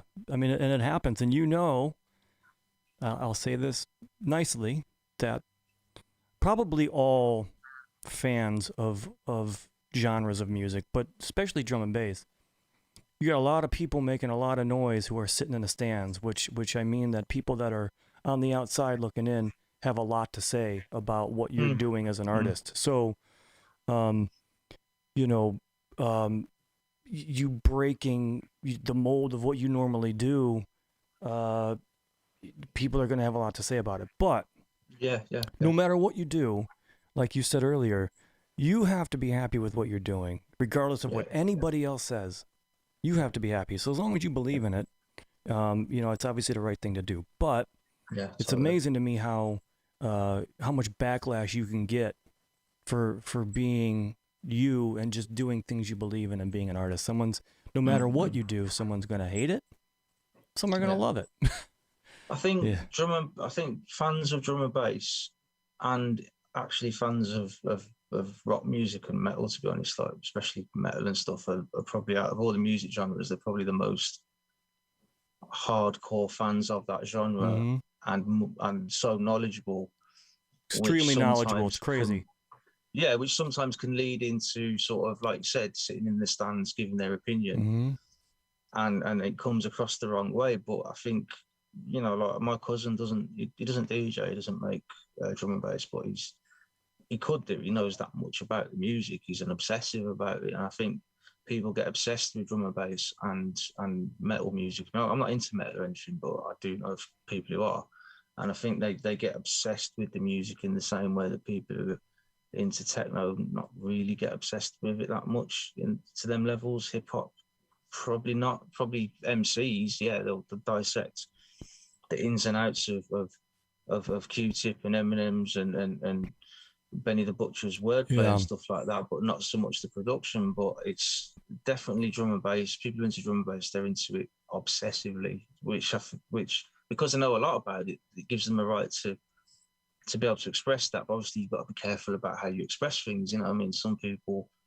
don't have any tact or don't have any diplomacy. And look at all the fuss that Dillinger's remix have come together. Oh man. Got a slating, and I really like it, but it got a slating because I think people, Dillinger out of most people is one of the people who's got such a recognisable sound, and I think Yeah. when he does make sort of off tunes, I think he disappoints people, and people just forget just to keep the disappointment to themselves, and they go on social media, go, "Oh, that Dillinger thing's rubbish," and Mm-hmm. it's not. It's just he's just done something different. You know what I mean? Just say that I'm not feeling it. You don't have to say it's rubbish. Like we just You talked know? about, Dillinger did something outside of what he's known for, Yeah. and people were like, "What is this? This isn't Dillinger Yeah. sound." You know what I mean? Like there's a Mm, formula for Dillinger, and this isn't it. Like mm, mm. so. You're right. Like I'm just like that's why my feedback is, it may not be your thing. Doesn't mean it isn't good. It just Mm, may not be your thing, and there's a way to yeah, do yeah, that respectfully and voice your opinion, if you even, you know, listen. I'm gonna do everybody a favor right now and I'm gonna give you I'm gonna give you some unwanted advice if you don't want it. Unless somebody asks for your opinion in a post, with a question mark. Nobody ever wants your opinion unless they ask for it. Yeah, very true. You know what I Very mean? true. Like, so a lot of times you post a statement and people all of a sudden are like, you know, I'm like, listen, I wasn't asking for your opinion. I didn't ask. There wasn't a question here. But you know, being you know, being in a place where you're putting yourself out there, it's like, oh, he's posting something. I'm gonna start hammering and I'm gonna start giving some negativity. I'm like, listen, feel free, but I don't care. I didn't ask for it. You know what I mean? And I don't mean, I know that sounds really harsh and cold. It can come off harsh, but I mean, that's the truth. If I don't ask for your opinion, there's a reason. I wasn't looking for it. Yeah. But at the same time, I think you've got to expect is nowadays, especially with social media, that people just will give their opinions. Absolutely. And you've just got to let it just wash off you. For sure. And people, when you're giving your opinions, just learn to phrase it in a polite way, rather than saying that's rubbish. You can put I'm not feeling it. You know what I mean? There's ways and means of being able to express an opinion that is negative, but expressing it in a diplomatic, positive, tactful way. And that's not just music. That's everything: sport, politics, whatever you want. You know what I mean? Social media, you can just hide behind a keyboard and just rinse the F out of someone. But do you know why you know that? You know why you know that now, though? And why I know that now? It's from making music from all these years. I've learned that same lesson. Yeah. Because when you're on the other side of that, you learn what it's like when you've spent all this time making music. Of course, I'm not saying everybody should like it, and that's fine. You don't have to like it. I don't expect you to like everything I make. Yeah. But when you start being on the other side of people just telling you it's, you know, garbage, piece of, you know, just really negative stuff, you're like, I understand you don't like it, and that's fine. That's your opinion. But there are ways to go about that. Yeah, completely. That is constructive. Yeah, be constructive. You know, instead of saying that tune's rubbish, you could say, well, compared to their old stuff, like, it's not as good. Or maybe pick an element of the tune you don't like. So it could be, well, you know, I like the tune, but I'm not really feeling the bass pattern or something. It's always, just be constructive with your feedback and put things tactfully and diplomatically. And I've had to learn as well, because I'm sure when I was younger, I would have been, oh, that's rubbish. Yeah, you know what I mean? me too. But it comes with growing up and having a bit of maturity, I think. Yeah. But also, too, you now know what goes into making a drum and bass track. Yeah. You know what goes into that. And so you can look back and say, okay, that person put a lot of time and effort into that. For me to just disregard it with some extreme negative input is me completely just having no acknowledgement of the effort put into that. May not be your thing. It may not be your thing at all. But I at least acknowledge the craftsmanship behind it. You know what I mean? Yeah, totally. Totally. You know, if you're going to be that negative, just don't type it onto Facebook or Instagram. Just you know, tell the cat, tell the dog, but don't share it with people so they can then form an opinion actually that, you know, that person's not got anything positive to add. They're always just slagging things off, and you get a reputation like that, which you don't really want. Well, and most of the time, anybody who, and this might be getting a little deeper into, but anytime anybody is going out of their way to say something negative to you, or you know, not anything beyond like constructive criticism, negative, like hurtful criticism, is internally miserable. Because people who are happy and have things going on for them don't do that. People that are success, they don't go out of their way to put another person down. They're either in a bad mood, they're depressed, it's just the truth, you know what I mean? So I can identify that now and not take it personal, because it has not necessarily anything to do with me. That's more about them. Yeah, of course. Yeah, of course. Million percent. So, but again, early on in your life or your career or whatever, you I think tend to maybe take things a little more personal than you do now later in life, because you know, as a new artist or a DJ, you know, I think you're a little more sensitive to those types of things. That's new, putting yourself out there, you know, and then you get used to the people talking. saying bad things a little bit, but Mm. so I mean, like I said, if people think they can give you a hard time, but it's nothing compared to the hard yeah, time you give yourself. So there's just literally no point. yeah, Because if you're saying, "Oh, that's rubbish," at some point in the studio, that artist has listened to one of their tunes and just gone, "That's the worst thing ever." You know what I mean? It's just negative energy. It's yeah. just not. It's not needed. Yeah, be real, but be real in a polite way. Be really polite.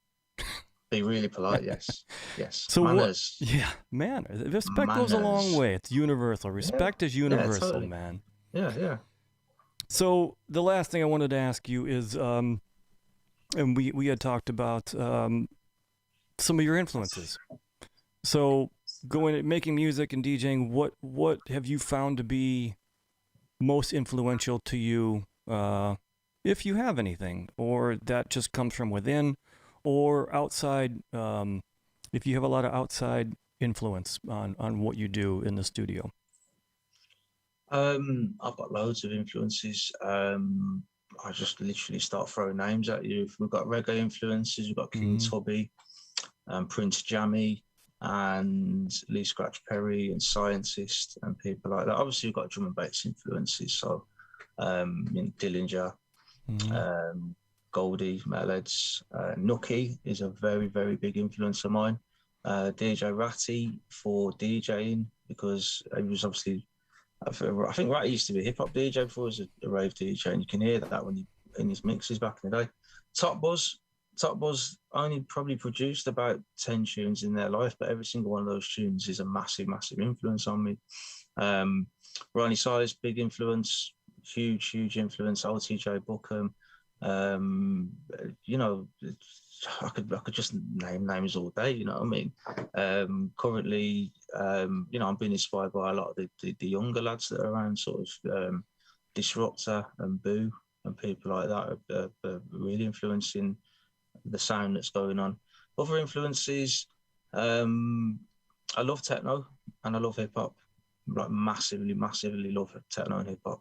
So Mm-hmm. we were talking before about Kevin Saunderson, Juan Atkins, Derek May, Joey Beltran as well. These kind of people. And then you've got another one called Dave Clark, who's an amazing DJ. And then hip hop, Gangstar, Premier. I think Premier is the best producer of music on the planet. There's no one can touch Premier. Riz is a big influence of mine. And then MCs such as Rakim, Nas, and then all the way up to the fresh people now. So you've got Westside Gun, Benny the Butcher, Conway the Machine, and you've got their producers such as Static Selector and Darringer, and people like that. And then my dad used to listen to a lot of jazz, so I'm getting into people like Bill Evans and Thelonious Monk and things like that. So it's a lot of influences from a lot of different eras of music and genres of music. Do you think that some of that is subconsciously comes through in what you make, or Yeah, definitely. yeah, Yeah. Either subconsciously comes through, or I'll try and make a tune that sort of pays homage to them, rather than not ripping them off. But there's a fine sure, line yeah, between yeah, no, ripping sure, someone off yeah, and paying homage to them. Like, I've done a track on the album called Raver's Delight, and the tune that I was trying to pay homage to is an old rave tune by Wax Doctor on Basement Records called Another Direction. I remember that And it's tune. got I remember that it's tune. got like four elements in it, and Basement Yeah, Records for back in the day, like 92, 93, was always the mixing. So the mix stands and the mastering were amazing. Those records stood out, and in terms of how they were sequenced, the proper 32 bar intro, proper 64 bar section broken into two 32 bar sections. Whereas some of the tunes, the mix stands were terrible. I've got tunes where they've got like an 11 bar intro, and that's I've had to weird. mark on the vinyl where to mix it in, so it's 8 bars and stuff, so you That's can beat odd. match it and everything. Yeah. crazy stuff. 11 bar So, intro. so that's an example of a tune Yeah. where I've gone right. I want an updated sort of vibe of this tune that I can play in my sets, and that's what I went for. So it's got it's got the kind of top buzzy type synth, but it's also got a 4/4 beat in it in the intro, and then that kind of style. Excellent. Well, thank you, K JAH. I really appreciate your time today, man.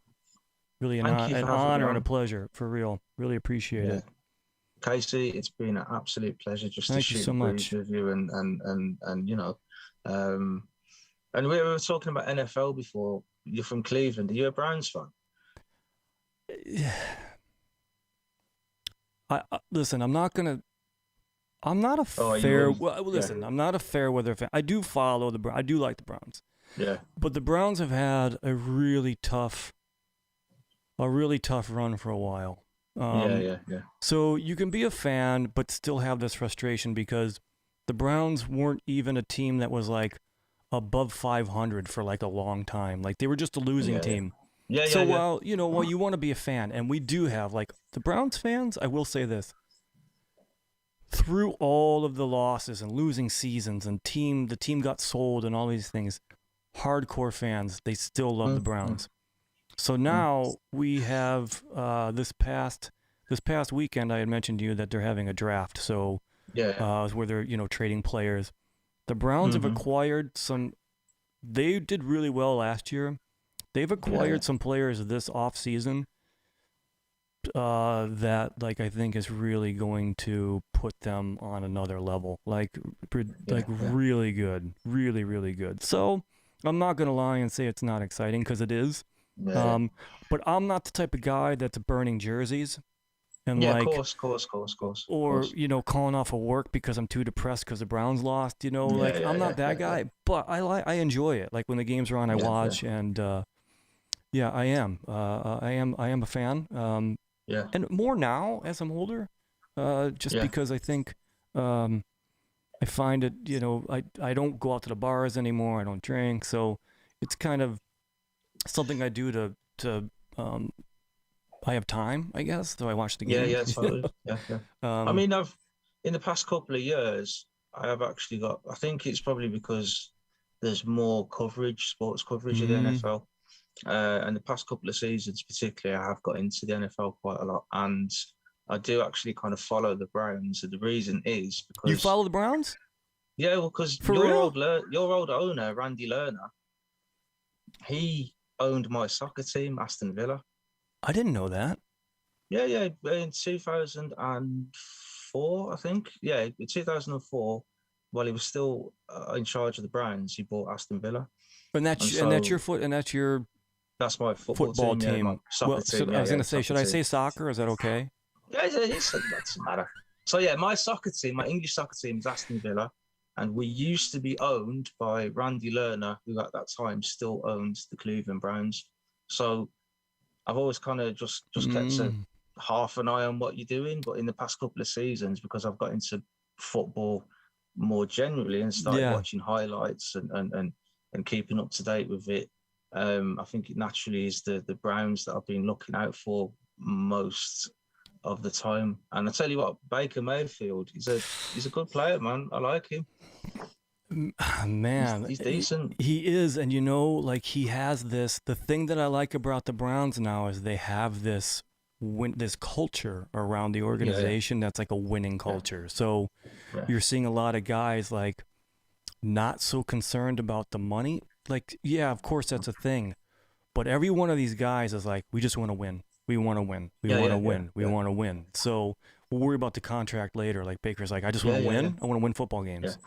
Yeah. And it's nice to see you doing well because, even I know from afar and with a passing interest that you've been rubbish for the past, wasn't it 26 years since you made the playoffs or something? 20. If anybody knows that, if anybody in the Facebook, I don't know exactly. It was 20. It was a long time. It was a long time. Yeah, I mean, even just making the playoffs. Super Bowl is a whole different story. I think Super Bowl was, I don't know if it's ever 40s. Wait, 40. again, I am not the football, so I'm not some of these either. guys can rattle out. My brother would be able to tell you like, Yeah. all the Yeah, stats, but yeah, yeah, it's been a long time. So, yeah. but the funny thing is you're seeing a lot of people, well, you're seeing a lot of people now become Browns fans because they Yeah, have yeah, like, which, but yeah, of then you have course. all these people hating on the Browns still, and I'm like, Yeah, what? of Like, course. how can you hate on the Browns, man? Like, they've Yeah, been awful for so long. Like, you gotta be yeah, a little, yeah. you should be a little happy for them, Like, There's worse teams than the Browns to hate on. I there are mean, for sure. like I said, I've only been taking a proper interest for the past couple of years, and what I mean by that is following on a Sunday night, following the live updates, watching the highlights, just keeping an eye on Twitter, what's going on. And you got some, I mean, you got the New England Patriots. Who wants to be a Pats fan? Who wants to be a Denver Broncos fan or a Dallas Cowboys Mm, fan? I mean, they're horrible teams. They are. You know what I mean? There's the Browns. They're a nice team, and they come from they keep it real. That's what I like about the Browns. They keep it real. I think a little part of them got um because of they've been bad. They got a little cocky last year. There was a little part Yeah, of, but the Pittsburgh Steelers are their rival, yeah. biggest rival of all time, Pittsburgh Steelers, Yeah. and they literally beat them down last year. Yeah, I watched Beat it. them down. I mean, Yeah, I watched it. so, and I know they kind of caught up to at the end of the one game, but the score didn't reflect on what the beatdown was. They got beat up Yeah. twice. Yeah. So, It was just before the playoffs, wasn't it? yeah, It was the game just before, yeah, I remember. yeah, I didn't watch all of it, but I watched the extended highlights, and yeah. it was hilarious when he oh, see, I don't know the terminology. When he snaps it back and he snaps it straight over his head. Oh yeah, I've never seen that before. yeah, That was just yeah. like a schoolboy error. That was. Oh, it was anything that could be going bad for the Steelers. That game was going bad, and they just unraveled, and they were Steelers fashion. They were talking a lot of smack before the game, Yeah. and then you got to be careful with that, like. Yeah. First of all, if you can stand behind it, I guess that's okay. But Yeah. you better make sure you can deliver. And they just got annihilated. Yeah. And then when you get annihilated, they're gonna rub it in your face, like make of comments, course. and it's funny though. Yeah, of course. Yeah, Yeah. That's funny. what we love about sport. Yeah, for sure. About rivalries thing. I mean, I prefer watching it on highlights. So there's a lot of the stuff I still can't get my head around and don't understand, but I think that'll come in time. But with football, is football fairly American fairly new for you? Yeah, American football. Yeah, American football. I think every season I understand a little bit more about it and why that happens and why they do that and why they make that decision on the field and things like that. It's a very incomprehensible game to start off with. There is a lot going on for sure. Absolutely. Yeah. I mean, even and I think even with soccer, I'm the same way. Commentators, yeah, go on. Sorry. No, with soccer, I'm the same way. Because I don't follow soccer, so I don't know all of the offsides and all of that. Yeah. Not that it's extremely difficult. It's just there is a lot within these sports to kind of understand why this is going to a corner or whatever, feel. You just the more you follow it, you'll grab it. Yeah, totally. I'll have to send you some Brown stuff. It's very stats based as well. The commentators also sure. Stats. There's not. They don't make. Because I like it for the art. I like there's an art to it. There's when Mahomes is escaping out of the guy's good. The offense. You know what I mean? It's almost like ballet the way some of them move. But he's good. The commentators, they just throw the stats at you, so it's the science, not the arts. And I think if they went a bit more about the art and why people made that decision at the time, I think it'd be easier for people to follow. Mahomes is good. The Browns could have beat Chiefs last year, though. He was out. They could have beat him. Coulda, woulda, shoulda, though. But this year, I think they've stacked the defense a little more. I think they're going to be a real threat this year. So. I'm looking forward to it, and I think what it is because it runs September to February, so it's another thing that helps you get through the winter. Sure. Oh yeah. Especially last year. Yeah. Yeah, it just helps Yeah. you get through the winter because you've got something to look forward to every Sunday. You've got a football game and then you've got a soccer game to look forward to. And then before you know it, hopefully it's end of January and Yeah. it's beginning to get a bit lighter and spring's on its way, you know. There's a light at the end of the the tunnel. Yeah, yeah. Do you find yourself making more music in the winter because you're at home and like less in the warmer months because you're outside, or is there any sort of pattern to that? But I'd say slightly more music in the winter because naturally you're indoors more, Yeah. and then slightly less in the summer because you're just out all the time trying to, you know, good weather in this country is a premium. It's a premium product, you know what I mean? And you know, I find that when the sun's out, I need to go and get some sun because you can't guarantee that the sun But will be out for long. I thought that was kind of a myth, like the whole like misty, rainy fall. Like every time I would talk to somebody out there, like it seems like the weather is very similar to here, kind of. Like it seems very similar. Yeah, Like it gets warm. Like you guys don't get. It's not like cold and rainy and bad all the no, time, is it? it seems like it. But where are you? It's, I'm in Birmingham, so I'm in the centre of the country. So if you look on a map, and you just basically, if you find like kind of like the middle, but I mean Birmingham's the second biggest city anyway, so um, it's basically slap bang in the middle of the country. So from, you know, miles away from a beach for a start. So you know, I'd love to go to the seaside. I might do that next So week actually. how much different is the weather? Like, does the weather vary a lot from like one part of the area to another, one part of the country to Yeah, another? yeah. I mean, up north in places like Manchester and the Lake District and stuff, because you've got such massive hills. They're always, Hmm. you know, bringing the rain off the Right. hills and everything like that. I mean, it's the first island you come to off the Atlantic Ocean, so all the storms off the Atlantic smash against Ireland and Hmm. England. It's why it's such a damp, miserable place. I mean, allegedly, Frank Sinatra himself said, "If you don't like the weather in England, just wait 5 minutes and it will It's the change." same here. That's what they And say about Cleveland. Same. yeah, yeah, yeah, yeah. Did you call it a miserable place? It's not a miserable place. It can be miserable and damp and cold. Yeah, yeah. Like I said, the sun is a premium. You know, a nice day where it's warm and you get the sun from sunrise to sunset it doesn't happen often. It doesn't happen often. No, no.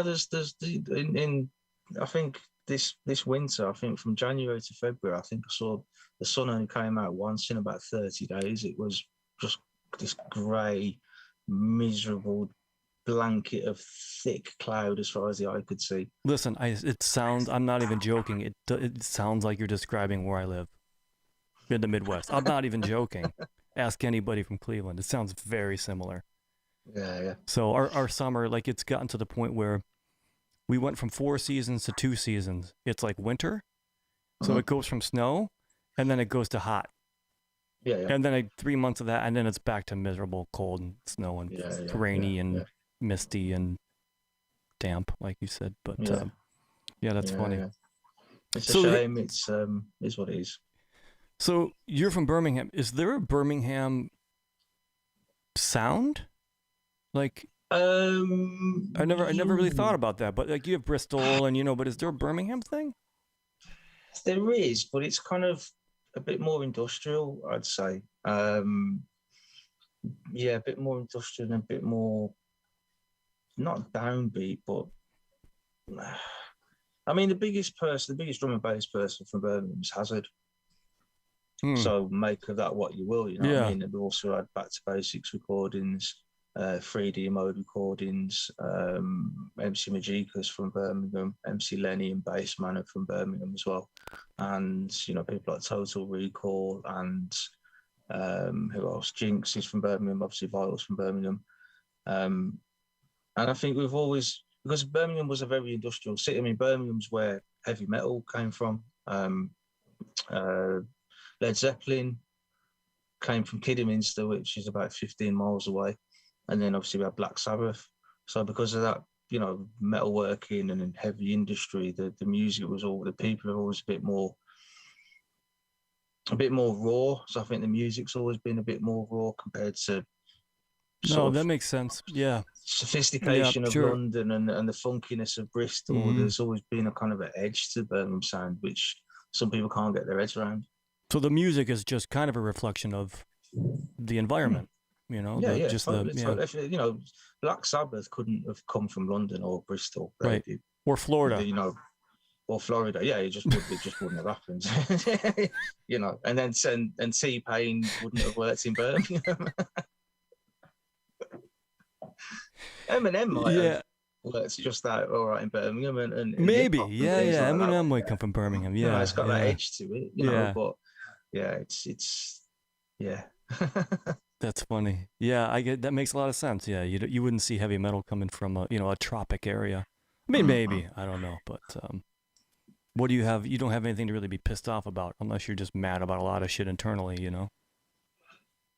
I don't know. Well, I think if you come from Birmingham, you do, yeah. But in Florida, I Well, mean, that's what I come on. I mean. mean, Yeah, yeah, yeah, right. Yeah. you got to have a nice disposition on life because you got the sun all the time. What are you so miserable about? It's beautiful there. It's paradise, Yeah, you know. exactly. Yeah, exactly. Same as if you come from Spain or California, Yeah. or it's yeah, you can not be doing so well in life or not be great in yourself. But I think for most people, the sun But it's sunny. lifts your spirits. Yeah, but it's sunny and warm, so you got that. Yeah, Yeah. yeah, totally. Saves a fortune on heating. Yeah, but you know what? But air conditioning. Mm, Florida is yeah, crazy in the summertime, like miserably yeah, hot. yeah. And I didn't know, talking to Sam, you guys aren't big on air conditioning, right? It's not a No, big no. thing.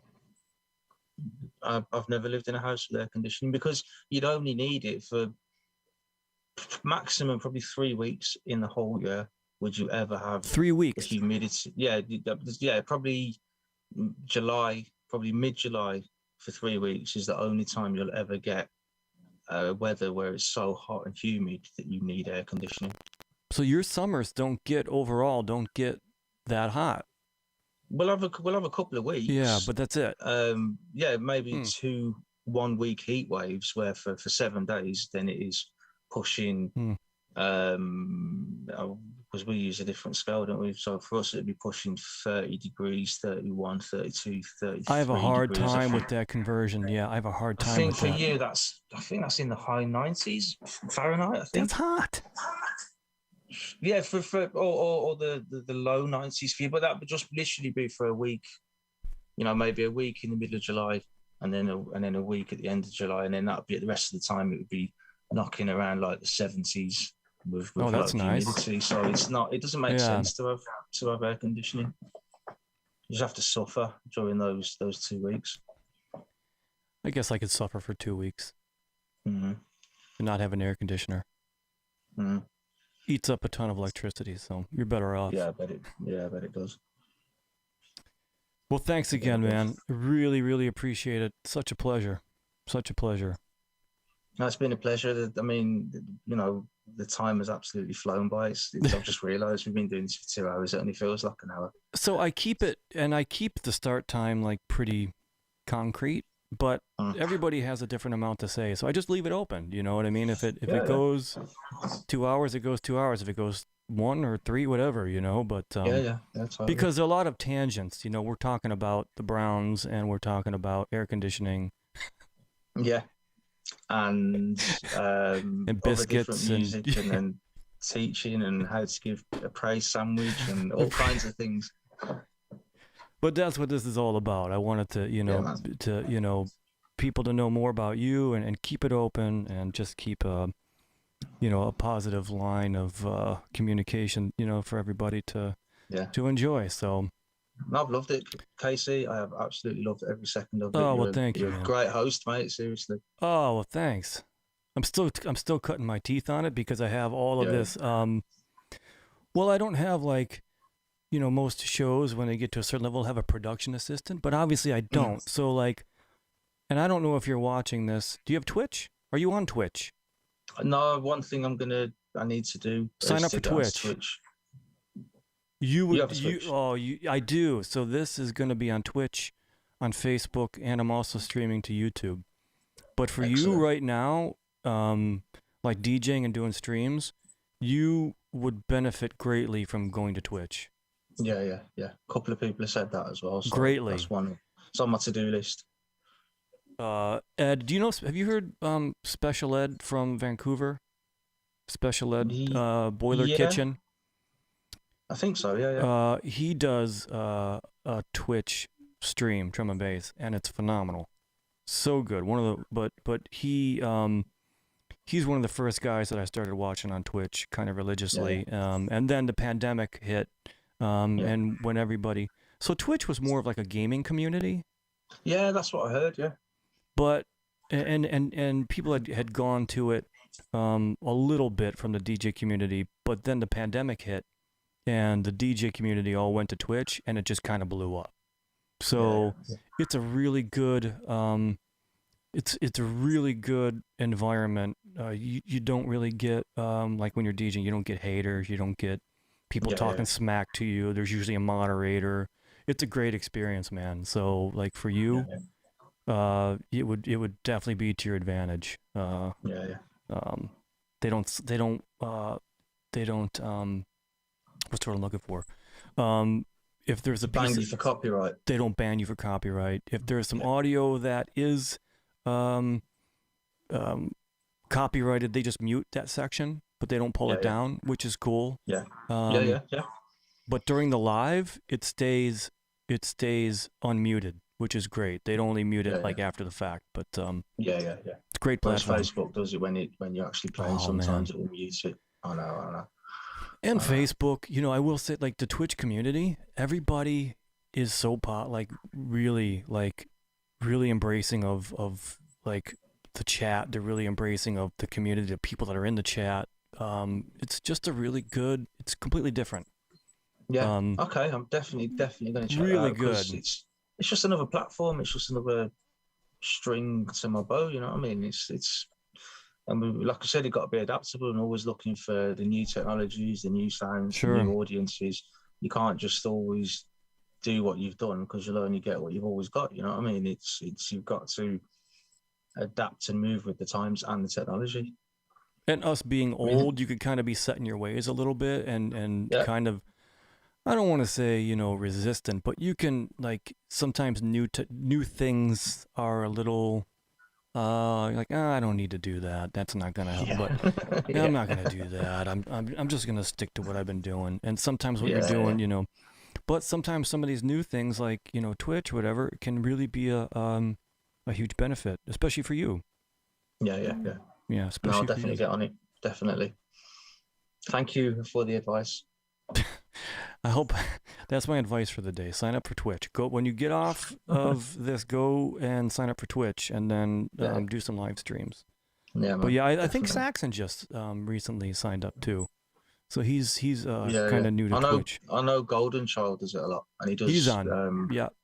He's doing drum and bass and disco and soul and stuff like that. Yeah, I love that because I didn't know he was doing all that stuff. So like I knew he played drum and bass, but then like I tuned into his show and he was doing like, you know, hip hop, like rare groove, like a lot of cool, really good music. Yeah, really good music. He's big into his soul and his disco. I mean, really to be honest, there's a couple of tunes that I've done that I wouldn't have done them if it wasn't for him dropping a tune in my inbox and saying, "Oh, you might want to, you know, use this or it's interesting. Take your inspiration from this." He's good for that. He's Golden Child. If you're watching Golden Child, big ups, man. He's a great guy. Actually, he's going to be on here on Thursday. Oh, is he? Oh, yeah. Sorry, I'm going to try and. You ain't going to be awake. Oh, you might be actually. Are you still? So it's 7:00. I do 7:00 Thursday, which would be midnight. Yeah. I could still be awake. Are you up late? Yeah. Well, I mean, I think because I've been working full time, which is basically 9 to 5, I find myself going to bed early, but I can make an exception. So you do a 9 to 5. I do the same thing. I have a you know, listen. A lot of us have to work to support our drum and bass habits. Yeah, totally. And I was lucky because I managed to get some work, online teachings work, but my girlfriend, who's an events manager, obviously I was completely out of work. So, you know, you had to keep the household running, had to keep the rent being paid, bills being paid, food on the table, and all that. So it's just one of those sacrifices. One of those sacrifices you have to make because real life gets in the way, unfortunately. Yeah, and it's I don't expect anybody to ever, and I'm sure you don't, and that's why you do the things you do, but I don't expect anybody to hand me anything.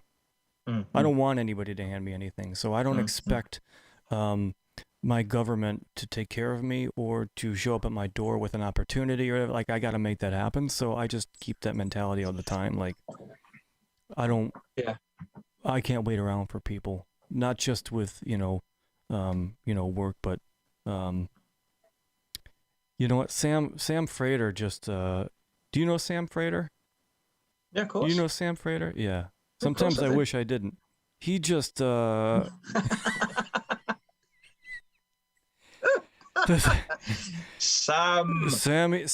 is in the he's on Facebook right now, and he just told me that I smell. Yeah, sounds like Sam. Sounds like Sam. For anyone who doesn't know, Sam runs Natty Dub Recordings. Sam runs Natty. Well, he tries to run Natty Dub Recordings.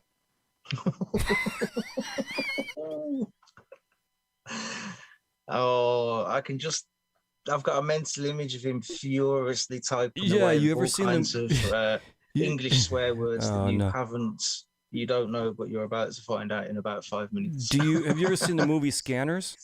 The old 80s movie Scanners where the people's heads blow up? That's him right now.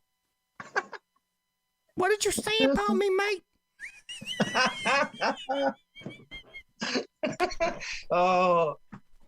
I love it when Americans do English accents. It's hilarious. You all sound like Dick Van Dyke. That's what he says. I don't think so. I think I'm nailing it. It's true. Austin Powers, when Kevin Bacon was like, I too would like some sherbet. It's hilarious, mate. See, listen, mate. It's hilarious, mate. That's Australian. That's what he says. He says I can't do it. Yeah. I'm gonna work on it. Yeah, man. I'm gonna work on it. But it's even funnier to hear him do me doing him. He completely butchers it, and I turn into some 90-year-old lady with like some just high pitched voice. He's ridiculous. I want him to do this, but he won't do it. I want him to get on here. He won't do it. He won't do it. He's too good for me. He won't do it. He won't. I've asked him, and he's like, mate, I can't do it. You got to give me some more notice, mate.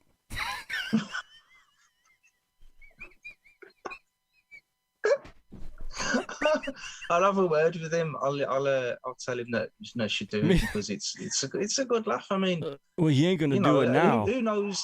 Yeah, who knows how many people are watching this have never heard of me before, and now might, because of watching this, are going to check out my music. You know what I mean? It's good to reach over to a new audience and a whole new set of people. And me and you spoke before on Facebook, but now we've just had a good old natter for 2 hours.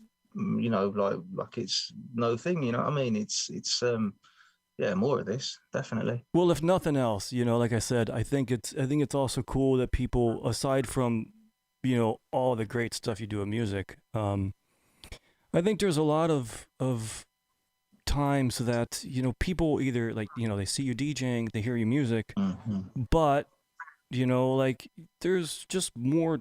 Like, I've met so many amazing people through the music industry and DJing. Beyond the DJ part of it and beyond the music thing, like people that are just amazing people, and have good stories and a lot to say. So I figured, maybe just having an outlet for people to maybe know a little bit more about you guys and what you do outside of music is might be interesting. So, and whether you like it or not, it's what people expect nowadays. Back in the day, you were just a DJ, you were just a name on the flyer, and you were just a producer. Now, because we're now artists and we've got social media, people, whether you like it or not, people do want to know a bit about you, what you get up to, what you like, what you don't like, and this kind of thing. It's almost like being a pop musician. Sometimes it's mad. Well, yeah, yeah, It's for a sure. madness. Yeah, but there's a lot of things that I don't like. So some of the people I know a little more, I kind of dig in a little more. Like I'm Yeah, very yeah, big on like not disrespecting anybody because I'm pretty yeah, twisted. Sam, I'm like not right a lot of times, yeah, so I have to be very careful on what I ask people because I want to ask people some like real weird shit at some point, and I'm like, yeah. it would. Maybe the next show That's what I'm saying. Like we'll we can wait. We'll go wait there. for the next one to like get into some weird shit. Yeah, yeah, yeah. Ask me about aliens and things like that. Like what you do, like no, I'm not. Just we'll wait till next time. Sam's telling me, see, like Sam. See, that's what concerns me about Sam though. Like I'll have him on, and I'm gonna need to like mute, like have a mute button ready, because he's probably gonna say some things that I'm like, you can't, don't say that, don't say that. From the heart, every time, Sam. From the heart. So it Yeah. tells you how it is, man, honestly. Yeah, you'd probably need a swear filter on there. The whole thing would be muted. Just one constant beep. Hello. The whole thing would be Beep. muted. Drum and bass. Beep, drum and bass. Beep, drum and bass. Beep, natty dub. Beep, drum and bass. Beep, natty dub. Oh, brilliant. He'll be all right. Brilliant. He'll be all Nah, right. he's a good lad. He's got a great sense of humor. He will find this hilarious. I just got to make sure he cleans himself up before they look presentable. I mean, I don't care what. If he doesn't look presentable, that's his choice, but that's on him. Well, Brilliant. thanks again. Greatly appreciated. An honor and a pleasure. Thank you. Honor and a pleasure. Thank you. Excellent. Yes. And real quick before we go, go get K JAH's album sampler from, it is on Juno, right? Yeah, it's exclusive to Juno this week. And then from Friday, it's everywhere else. It's iTunes, Beatport, and Spotify. It's live support featuring Vital and another track called Ominous. And if you like them, go and pick up the first sampler. And the first sampler was a track entitled In Love. And the B-side of that was a track entitled Status Concrete featuring Natty D. And then the full album drops in roughly... I know there's two releases scheduled on Natty Dubs before mine comes out. There's a Jax release and I think there's an Erdman release, and then the album drops. So I imagine that's going to be around about end of June. Okay. So basically around the end of June, start looking end of June for the full. Yep. Okay. Yeah, and then what about as far as the next South Central? That'll probably be the autumn, because at the minute I'm just started the project, so I've just started collating all the tracks, speaking to all the vocalists. I want to try and get some of the vocalists around here to do the recordings so they can vibe off people, because I want, a couple of vocalists on each track. So, we can work on the internet, send the rhythm to two people in different places, say do that. But it's, we want to catch a vibe. The more vibes we get, the better it's going to sound on, when we listen to it in the houses, cars, block parties, raves, wherever you want to listen to it. Well, this is not me promoting anything of me at all, but in the mix somewhere in your album being released, I also have something coming with MC Astro, but it's probably, Sam has told me that it's coming, but it probably means like 2027. So probably about another 10 years before that happens. So your album will probably come out before that, I'm sure. Look forward to hearing it. In fact, send it, mate. I'll send it over. Send it. Yeah. You hear that, Sam? I'm sending it to him. I'm sending it. Yes. And like I said, I remember when the South Central thing drops, then I'll definitely have you in mind to do a remix. Definitely. Oh man, I would love it. I would be. Yeah, I want to get different people from different countries involved. So I might get Ricky Tuff from Tenerife. I'd really himself appreciate involved. Tamayoshi from Japan, get him involved, and nice. Different worldwide people. Get someone from New Zealand remixing it, someone from Canada, someone from Brazil. Worldwide music. It's great, man. Huge fan, man. Thank you. Yeah, really, again, really an honor and a pleasure. Nice one. I've had a great time. Casey, respect. Thank you, Kieran. Thank you, everybody, for tuning in. Yeah, big respects to everyone. If it's the first time you've caught me, then you know who I am, and big shouts every time to all the USA, massive, yeah, you know, integral part of the drum and bass scene. So don't think that you're not. So you're watching this right now. Salute, big respect. And follow. Just as far as social media, you're just on Facebook. Facebook, artist page is K JAH Jungle. SoundCloud /K JAH. And then South Central Records. And what else am I on? I'm on Twitter, but I don't use Twitter that much. I'm Yeah, I on don't either, Instagram yeah. as well, K JAH_junglist. And yeah, if you just go onto my Facebook page, then you'll get links to everything else as well. Great. Thanks again, man. Thank you all for tuning in. Thank you. Appreciate you all too. So thank you so much. Thank you, Kieran. Have a great rest of your day. We'll do this again. Thank you. Yeah, we'll have to do this again if you're up for it. Yes. Yeah, definitely. 100%. Some more juicy bits. We'll dive in a little more. Yeah, come chat to me in the late summer, early autumn. Yeah, maybe like after album gets released or something. Yeah. Cool. Yeah, definitely, mate. Awesome. Definitely. All right then. Thanks again. Nice one.